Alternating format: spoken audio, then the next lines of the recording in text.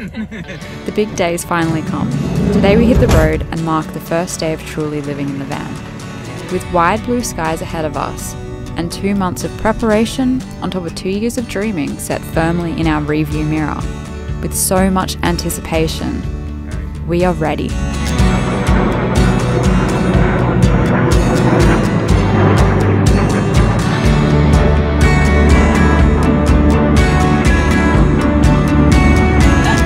This is it. This is the moment. It's beginning.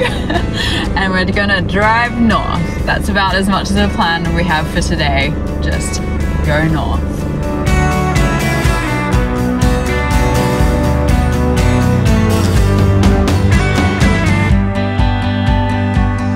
Made it here to enjoy golden hour. I do think that we have the best spot. Sunset views. Golden. Tonight we've decided to make things easy for ourselves and stay at a little town called Kew, which is where we stayed when we first bought the van and we're travelling back down from Brisbane to Sydney. It's volunteer-led, free camping, basically a rest stop, but we've just come back from the pub, the local pub, and cooking up some dinner. So here's to the first day of van life. Hey Rowan? Hey, hey. As we waved goodbye to Kew, we hit the road with only a vague semblance of a plan. Something that already excites me, and led to a quick stopover at one of our favourite road tripping places. Ricardo's! Best strawberries in the world! I was absolutely feeling the high of living in a van in this moment. I love nothing more than an unscheduled pit stop, just because you can. bit empty. Maybe it's more tomato season than strawberry season.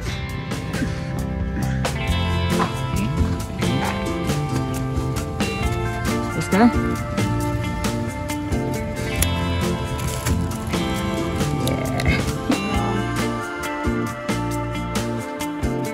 Yeah. Damn. That is good.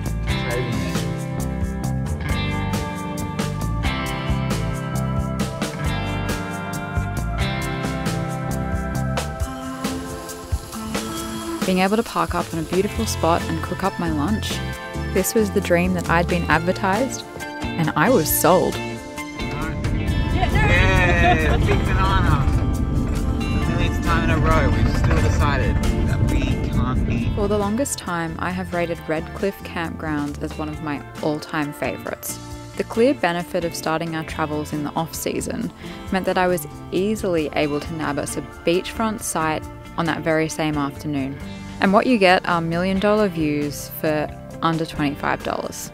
While we certainly can't afford that every night, I wanted to start off this journey with a classic van life moment.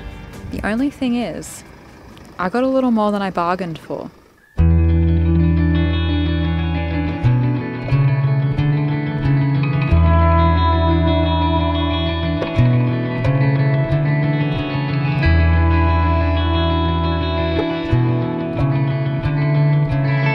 Settled into our beautiful campsite and had a lovely dinner and have just discovered that our water pump won't turn on, and we're in the middle of the national park with not a lot of spare water, which is a total oversight on our part, and no way to get water out of the water tank. So day 2 and we're already facing the realities of van life.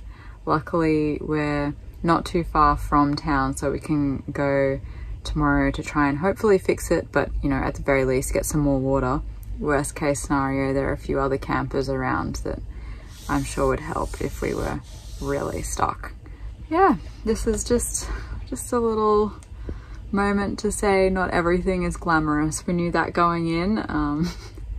We'll get there. We'll iron out all of the kinks soon.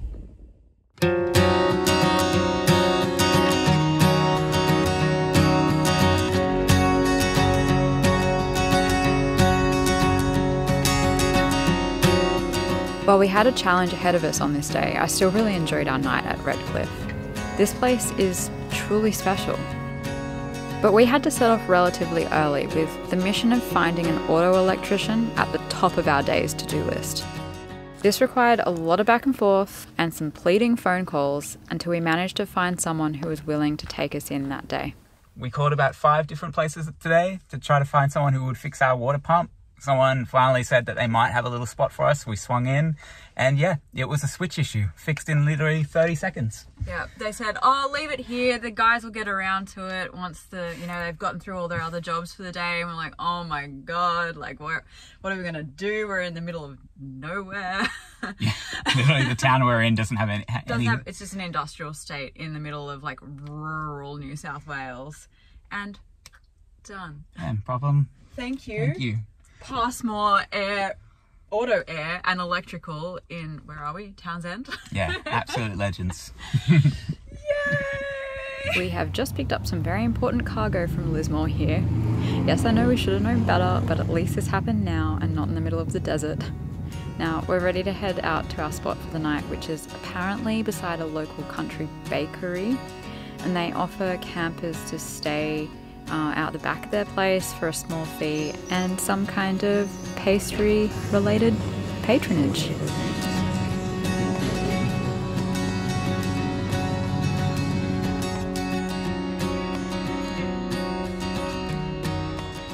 We had a lovely night at Annie's Country Bakery. It was very comfortable and you know, even though we were in the back car park out there, we get to sit here with a complimentary coffee included in the $5 camping fee and enjoy this view. What you got there, Rowan? Long black, delicious almond croissant. Oh yeah, this is my #1 bakery good.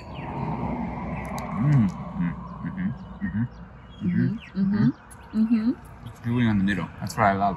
Gooey in the middle. Yeah, crunchy on the outside, gooey in the middle. And do we have a rating yet? Or we still... Rating. They're all 10 out of 10 to me. They're all... You can't say that. This is definitely up there. This is one of the better ones I have. Got some cars coming past. Got some trucks. We are next to the road. But it was very quiet last night. Yeah, it was very quiet. I slept really well. I slept really well too. I did wake up at 5. My body's just waking up at 5 a.m. Well, we've been going to bed at like 8:30 because... What's the plan today? The plan today, so the reason that we've been rushing the New South Wales North Coast so much is that we've booked ourselves in at Lismore to get the car serviced. So that's #1 on the agenda. #2 is to solve yet another plumbing issue. We noticed a bit of a leak coming out of our hot water pump last night. Fingers crossed it's just a faulty valve and we don't need to replace the whole system, but we're not really sure. We just need to find somewhere that can actually look at it, which is probably the hardest part. So it turns out that our hot water problem may be a little bit more than just a leak. I'd finished doing the washing up and everything was running just fine, and then I didn't have any taps running and the water pump sort of gave a whir like I had turned the tap on, and then we heard this pop. And uncertain whether or not that was the water tank itself potentially exploding or some kind of gasket has come off, but let me tell you, we quickly ran out and turned everything off. We're now kind of stuck here around Lismore. We are unable to see anybody today to take a look at the tank, but we are booked in for Monday because it's the weekend, which means that nothing will be open. At the moment, we're waiting for the car to actually be serviced, which is why we're sitting outside this lovely shopping centre in the park here. And even that came as a little bit of a surprise. It was a little bit more expensive than we had anticipated, hoping that all of these technical trials and tribulations will soon be over and we'll be able to relax a little bit more into this journey. Going into this, we thought that finding a place to sleep for the night would be the biggest headache for the day, but honestly, it's pretty low on our priority list at the moment. Hopefully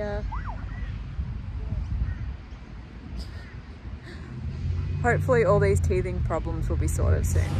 The more glamorous side of van life, clearly.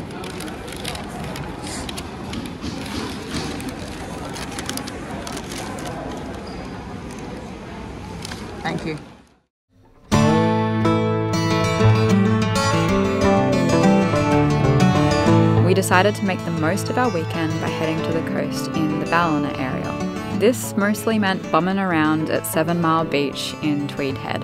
We lived mostly outside with no working water or gas. After our first night of stealth camping, which I must disclose is an exceptionally risky thing to do around here, we enjoyed a superb morning coffee, al fresco style. On a positive note, we managed to wash our clothes, but the negative is that it is taking up our entire van space and we can no longer do anything. It was quite interesting sleeping under this, what did you call it? Dream catcher of wet clothes. I thought if I could hang a couple of hooks on these panels on the back doors, then it could be a good place to string up a bit of a clothesline whenever we've stopped somewhere sunny and be able to use the van at the same time. We were grateful that this weekend also coincided with some plans we had to visit close friends and their family. I think we were both feeling a little unsettled about having so many things break down only a few days into our lives on the road.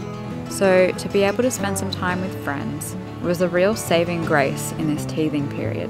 Plus, it gave us a good excuse to go and visit their beautiful restaurant in Mullumbimby. If you're ever in the area, do yourself a favour and go and eat at Rosetta.